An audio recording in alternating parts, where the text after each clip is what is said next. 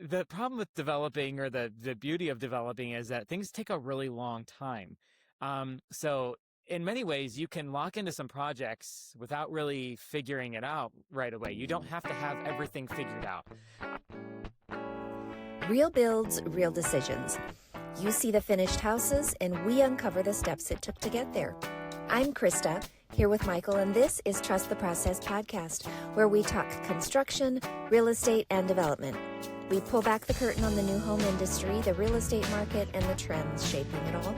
Discover the stories, insights, and expertise behind building a new home.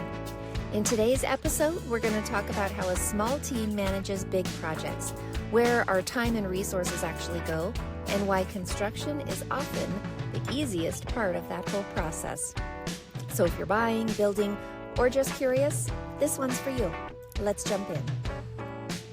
Welcome back to Trust the Process, podcast where we talk about new home construction, the real estate industry, the market, and everything in between. Hi, Michael. Hello. Welcome back to you guys. Thanks for being here. Today, we're going to talk about kind of how we run our business. Obviously, we've brought you guys here, and one of the things that we get feedback on is how you really enjoy being able to see the behind the scenes of what we do. So here we go with another pull back the curtain moment for you guys. We have, as you know, lots of different projects going.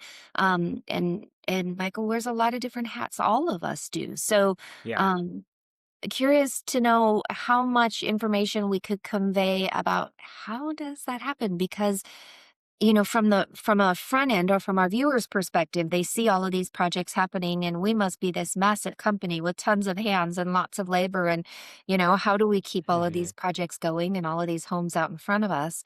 And we've got all these plates spinning. And how do we do that? And, how do you decide which one's going to get your most time, resource, money, all of those things? So would love to hear how that tap dance comes together and and how you would explain it, because I'm in it, and some days I don't know how it comes together. Well, I'm the puppet master, and I sometimes don't even know how how it all comes together. So it looks big. Yeah, exactly. I feel like have you ever seen those little cartoons where it's a lion shadow, but then it looks over and it's actually just a small mouse? That's what it feels like. He's got his little fingers. He's got a little thing, but the way the shadow, and he's we're going, but it's yes, a guy. We're just a little mouse crawling out of the little this curtain. Yeah. So, the problem with developing, or the beauty of developing, is that things take a really long time. So in many ways, you can lock into some projects without really figuring it out right away. You don't have to have everything figured out. I love the restaurant analogy because it's a business that is so in the moment, unique, but there's so many lessons and fables you can learn from that restaurant business. So restaurant business, the day you open, you have to have your menu. People are coming in and expecting to be served that day. You better have your staff figured out. You better have everything figured out, because people are you're going to have one shot. With development, we have this long horizon. So when someone brings me a parcel of land, or I buy a parcel of land that I found on my own, so when I go hunting, I don't necessarily need to know all the details. I just need to know fundamentally, do I like the zip code? How do I feel about the market at large? Does what that parcel would require to be properly built out, is there a demand for that type of product? For instance, if it's a RS6 zoning on 1 acre, that's 6 homes, what can we put there that would pencil out? Okay, we'll have approximately $250,000 into each parcel, $300,000 in each parcel. As a rule, you should be looking at least a 4 times multiplier from that, or a 5 times multiplier for end of day sales price. So I do some quick math and say, I think we'll roughly be at this price per lot. Therefore, if I apply that math, do I think there's a $1.3 to $1.5 million demand in that area for 5 or 6 houses? And if the answer to that is yes, I will do what I can to get the property under our control, whether we buy it, whether we get a right of first refusal while we do the tentative map. You just kind of get it. And then that's when internally, especially you and I and Ryan, is when that project becomes known to us. The rest of the company, the sales team doesn't need to know. The design team doesn't necessarily need to know. Janelle, project manager and assistant, she kind of knows in the context of, it's going to contract. I need to figure out the escrow. I need to help Michael get it over the finish line. And then she, for the large part, steps away from it and focuses on other things. The sales team has no idea. And I do that kind of intentionally because if I throw so much at them, there's only, they're not going to be able to effectively focus on the things I actually need to sell versus what we have coming in 2 or 3 years. And I don't necessarily want the buyers knowing that we have another project a mile down the road because I might say, oh, I just want to wait for that one. Because if your flare, which is happening on Serene, because we have 11 home subdivision at Argos and Westridge, the sister communities, we have 11 going there that are going to be a little bit more than half of what Serene is coming in at because they're 6,000 square foot home sites versus 18,000 square foot home sites. They're 28 to 32 versus 4 to 46. They're 2-car garage versus 4-car garage. There's reasons, and these people don't realize that. They think, oh, you're taking your style, which we are, to that neighborhood down market. And I don't want that detracting from them pulling the trigger on Serene or in some way devaluing our other projects. So it's all intentional, but internally you and I need to know, because a lot of times we collaborate on what kind of product we'll put there. We like to kind of bounce these ideas off and tweak it as it goes. And then Ryan and I kind of have those very similar conversations. We can talk about build costs and things that, okay, well, is this project really viable? And what would we need to do to make it viable? So that being said, we start with a lot of unknowns, and it makes it look like we have a ton of projects, which we do. But the bandwidth doesn't start getting tied up until you get closer down, like where we're at on Westridge and Argos. Serene, we're out of the ground now. That's field management. That's buyer management. That's sales expectation. That's when I can, deploy the rest of the team. So they don't take up nearly as much bandwidth, even though they're way more exciting and there's way more going on. You would think, oh, Serene must be taking up all of his time. No, it's the new projects that are so far up the pipeline that no one even knows about them. And maybe we tease them a little bit on this podcast, but it's not in any way released to the public. And we're talking 2027, 2028 closings. So those are what take up my bandwidth. Those are the city council meetings and getting the notice of final action and the tentative map and dealing with utility improvement plans and water network analysis and Department of Transportation. You're going to have to do a right-hand turn lane, all these non-glamorous things that take a lot of time and, quite frankly, a lot of money. So our Westridge project, surprisingly or not surprisingly, ended up being basically fully funded as of we found out on Monday that I'm not having to deploy any more capital. In fact, I'm going to get some of my capital back out when we do this. I know. Should I be surprised? I'm not the slightest bit surprised with all that for you. You live under this charming moment. It certainly feels like that sometimes. Sometimes it does. It does. But things just align, and they do. It's good energy, good intention, and it must the be. right people And just find you. Passion. It has to be. And I hate patting myself on the back, but I was so relieved when I got that news. I worked over the weekend on a pro forma for the project and submitted it out, sent it out on Monday morning at 10 o'clock. And by 10:15, we had a funding commitment on it for the entire project, including infrastructure, including dirt work, including the walls, including the homes themselves, a little bit of money for interest reserve. I mean, it was just an absolute gift. Yes, we have to pay it back. Yes, we have to pay interest on it. But the fact that that particular company, who I have tagged as my angel investor because they are just up for whatever I want to do, including our Foundry Square project, including everything that I bring them. I think they just believe in the company. They believe in who we are and our mission. They believe in our values, and they love the idea of what we do and what we bring to Southern Nevada, which is really flattering. So yes, that was some phenomenal news to get mid-morning on Monday. And now we are here on Friday. And the bandwidth that opens up for you, that you're not having to deploy capital either from your own personal, which I know you've done numerous times in the past, but also to pull from the company, or there's that cash to sell at this community to pay for this community. Those kind of things all toggle on each other. And it's doable, and it has worked in times. But when you don't have that headache or that hanging over you, it really allows you to move at a different pace, and the company to grow at a rate that gives us way more freedom, I think. Right. You can't, if someone were to ask what I do in a given day or in a given week. What do you do? I don't know. What do you do? You sit around. I sit around. I golf. Yeah. In all your free time. All my free time. It would, I feel like probably 15 to 20% of developing is fundraising, or even if it's your own funds, whether it's raising capital, whether it's liquidating something that you own. I've had to sell rental properties to fund the company. I've had to do a lot of things.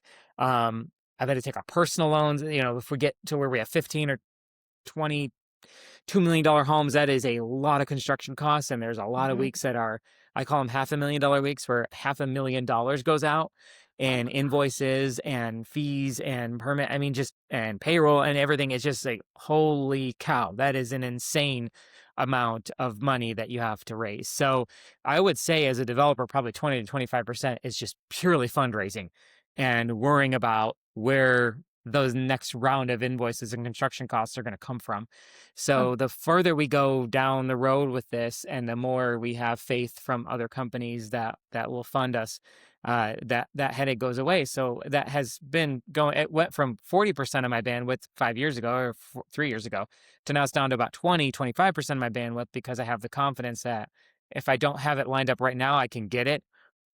And look what's happened. We'll be at 120 something doors in the next 18 to 24 months. That is a direct result of my bandwidth being able to go away from fundraising and making sure we have the money, to actually developing, spending more time doing development work, whether it's zoning changes, tentative maps, all of the things that I mentioned.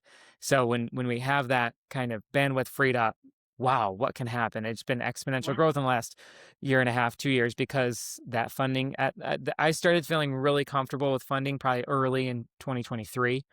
So, um, look at 2, 3 years down the road, look how far it's gone. And now Mhm. I've been comfortable to hire another project manager, promote Janelle, our assistant project manager, into a better role, and really retain talent and keep by paying, and paying people what they're worth. Um, Expand our sales team so that we can keep up expand with our sales team. sales. We just did that last week, or 2 weeks ago.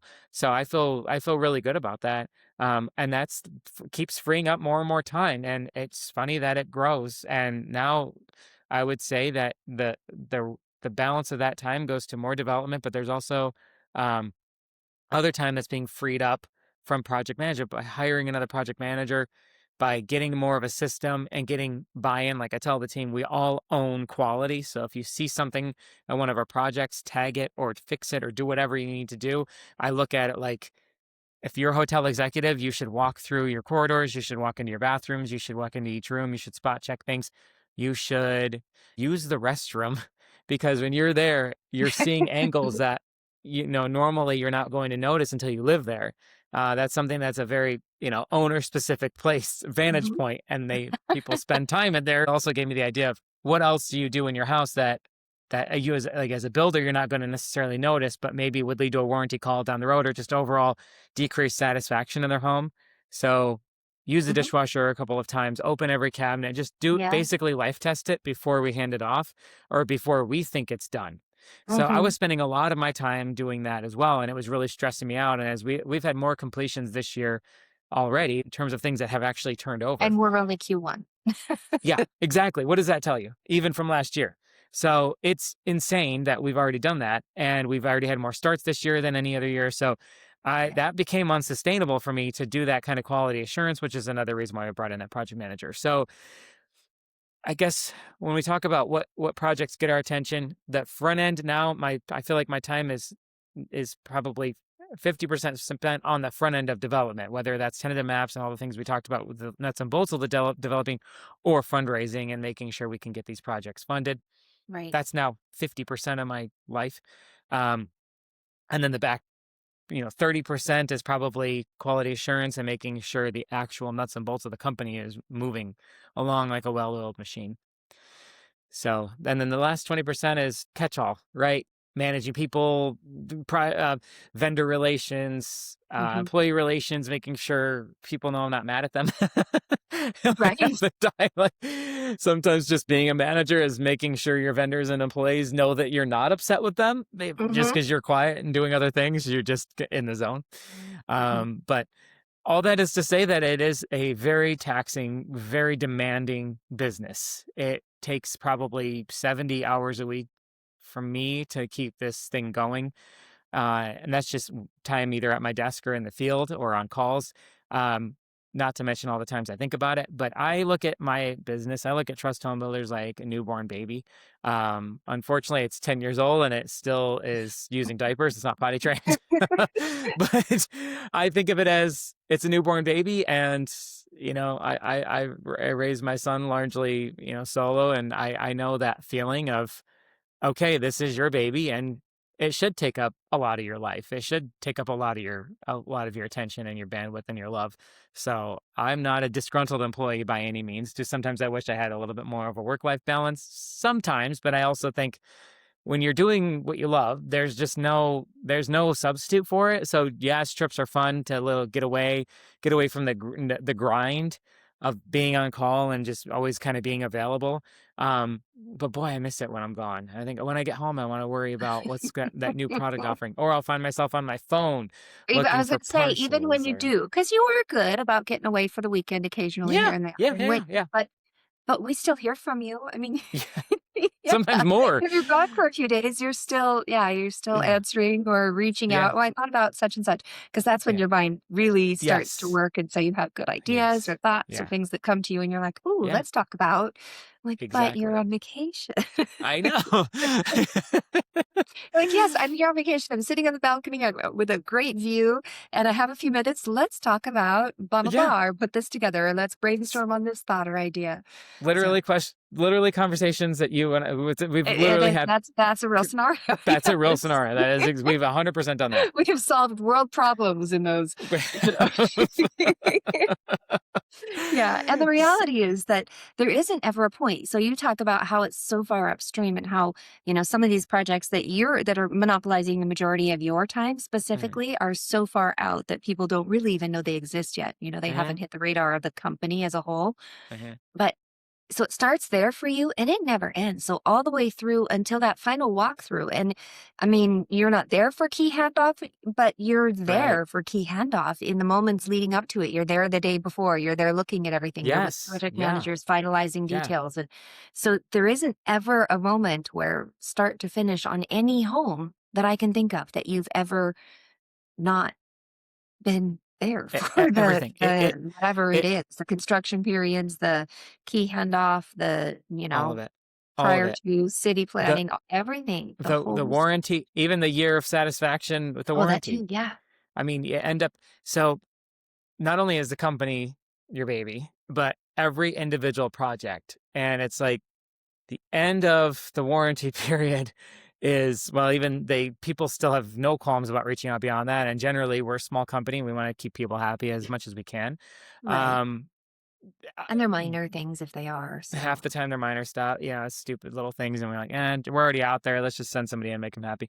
But it still it still boils up to me. So yeah, that is the kid that has now moved away and is calling you from his apartment saying, I don't still know how. can't pay some bills. Yeah, I don't know what happened, but my gas got shut off. It's like, okay, well, we'll have to pay your gas bill.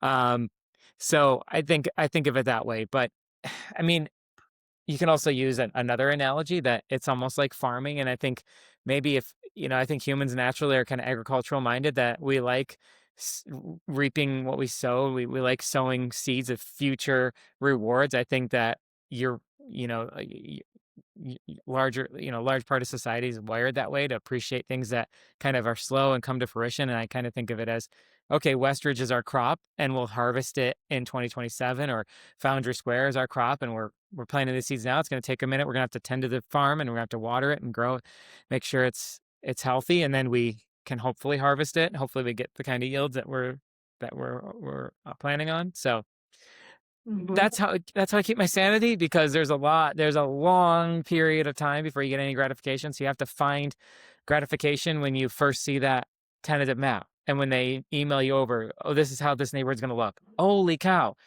we can name these streets, we could do these. That is so cool. I love it. That's a win. Just collect that win, and then you start designing the product. Oh, look at this product. I email you over floor plans. I email Ryan over floor plans. Look how cool this is. Let's take the win. Right? They're not all financial wins. So it's something that I can't imagine doing this business without loving it. throw me in a different business, throw me in a restaurant business, and make me stay up till 2 o'clock in the morning making sure the bars close down, I would be absolutely miserable. So Right. it was whatever you're cut out for. It But has maybe a to follow restaurant your owner would find passion. my business incredibly dull and boring and say there's just not enough excitement. I don't like houses. I don't care about it. Whatever. Cool. I want to schmooze at the bar and say I own this place. So there's just different wiring. But I just think that if I had that mindset, if I had any other mindset than I have now, there's just no way I would have. You would 100% burn out. There's so many problems. There's so many issues. It's constantly problem solving. I have a hard time with the gratitude. A lot of people just aren't really grateful for what you do. They're just kind of a thankless business. It can definitely burn you out, but you just take the victories. If when you don't know what's happening Right. behind the scenes, to know that the majority of your time and resources before it even hits the ground. I mean, we Right. haven't even gone vertical with a home yet, and we're already whatever 60% there. Oh yeah. Really? Oh, Yeah. it's crazy. I was just talking about it this morning. We we've talked about this on previous episodes, but on our two new builds, our two newest ground breaks in South Shore, we added up between the permit, architectural, engineering, it was $50,000 a house. And there are 3,200 and 3,500 square foot homes. It's like $15 per square. It doesn't always tie to the square footage, but generally the bigger the home is, have higher Right. engineering costs, higher architecture. But even if you just broke it down and just say, well, what is it on these homes? Price per square, $15 a square Wow. just to get authority to start building. It's 50. I barely spend that to frame the damn thing. Hmm. It's insane. It just in paperwork alone. So the idea of delivering a home or building a home with build costs and anything that starts with a 100 handle is slowly slipping away. It's getting more and more challenging to do anything with $150, $160 a square foot. It's almost always in the twos, at minimum. I mean, depending on the finish level, we've had homes as high as 300 a square on build costs. That does not count all the carrying costs, the insurances. It doesn't count, all the soft costs and the fringe costs that go into it. Our company costs. I mean, when people try to beat us up we had a buyer, that was beating up one of our sales agents, said, well, it looks like more like $400 a square in that area in South Shore. I'm like, I don't know about that. First of all, I ran the market and it was like $533 a square on average, and that counted resales, and we're new construction. So I think the buyer was also incorrect. But if buyers' expectations are in the fours and our build costs are in the threes, and the land cost works out to be around another $100 a square, because a 3,500 square foot home probably needs Hmm. to sit on about a 350,000 square foot lot. I mean, $350,000 lot. So that's another 100. So if our bill, we're already at 400, and if we sell them for 500, great. And usually we aim to do that, but we have to cover interest, agency on the other side. I have to pay my sales team. So really, they need to be around 525 per square. So it just shows you how fast it escalates. So that's just a little side note. It's not even Yeah. on the topic No, of, but it's interesting to see how resources, where the resources stack up and yeah, how that. But yeah. yeah, to think that the amount of time, effort, and resource that goes to not a stick in the ground, nothing out there. It's still just a dirt lot and a plan, and so much Yes. time and energy and resources already been applied to that. It's crazy. Just in civil engineering alone, let's take a 6-home subdivision like Serene, like Argos. Let's take a 6-home subdivision. You are for sure spending around $100,000 on drainage studies, civil engineering, improvement plans, water network analysis, Yeah, survey, topographical surveys, impact studies, not even the fees, just the impact studies. You're $100,000. it's just Just right. boom, gone. It's just gone. And Crazy. then these landowners say, well, this parcel can hold 6 homes, and the sales prices can support $2 million. So therefore, these are $350,000 lots per. I'm like, Wow. so does that mean that the utility laterals and the civil engineering and all the impact fees and all the dirt work and grading, all that stuff, all the retaining walls and all that, that's just free? Yeah. They take what the land should be worth, done, improved, divided by multiplied times 6, and say, oh, it's a 6-home subdivision, and this should be 1.9 million. No, it's like 1 million. I mean, you're probably double, because we're going to spend almost, and this just, I don't know if this is just a weird time right now with where it costs to improve versus the cost of land, but it almost always costs the price of the land. If the land was 800,000, it almost always costs 800,000 to get it to 6 lots or 5 lots or whatever. So the 5 Oh, home, that's we pay interesting. 600. And I bet you anything, by the time it's all said and done, because when I was working on that performer this weekend, it was looking like we're going to spend another 600,000. Just the Southern Nevada water tap fees are $15,000 per lot. So at 6 lots or Right. 5 lots, let's say, for instance, at 5 lots, you're already at $75,000 just in tap fees. And we only have $525,000 to spend after that at that point. We spent 100 in Hmm. engineering. Now we're down to 425. Grading, pull the sewer in, pull the water in, pull the gas in, pull Yeah. the water. I mean, the electrical in, the retaining wall. So it just seems to work out that way. Serene was almost the exact same. We spent basically Interesting. what we spent on the land on improvements. So Wow. these landowners don't realize, and that's why there's a big disconnect, and there's really not a ton of land available or for sale, because the landowners just have this stubborn mindset that this can support 8 homes with the $2 million sales price. So therefore, this land is, no, it's not. You're just assuming that it's all ready to go. If you want to get those parcels pad ready, then we can talk. Maybe you could get Right. that number, because you've not only closed the gap in terms of the timeline, but you've also taken out a lot of the unknowns. You've already done all that work for me, which as we just discussed, I spend 20 some percent of my life doing, Hmm. is that, right? Just that, not even the fundraising. Yeah. So anyway, that's kind of how we do it. I mean, the funny part is that construction for me is the easiest thing to or to delegate. It's most tangible. It's somewhat easy to train. The project management side of it, that is. So it's the other Hmm. stuff that really is the challenging part. So, but at the end of the day, Hmm. it's job security, and it's not easy, but it's very, very rewarding. You have to find the rewards within yourself. A lot of times those buyers will not give you that feedback. Generally, when they first look at it, they will be, but the luster that was once there is like, once people settle into their homes, the gratitude and the awe wears off. But customer service is something that every business, kind of struggles with, right? Customer satisfaction, I should say. Look at how much car companies spend on JD Power and Associates and Consumer and Motor Right. Trend, and so they spend a lot of money on customer satisfaction scores and how people feel. And they spend a lot of their company bandwidth on that. So I think that's completely natural. Oh, that's Right. a good little peek behind the scenes and Yeah, kind of helps to answer some of those questions. I know agreed. it's still all a lot, but Yeah. a lot of mystery that happens, and it really isn't a mystery. It's just all hard to envision if you're not sitting in the seat. So, It is.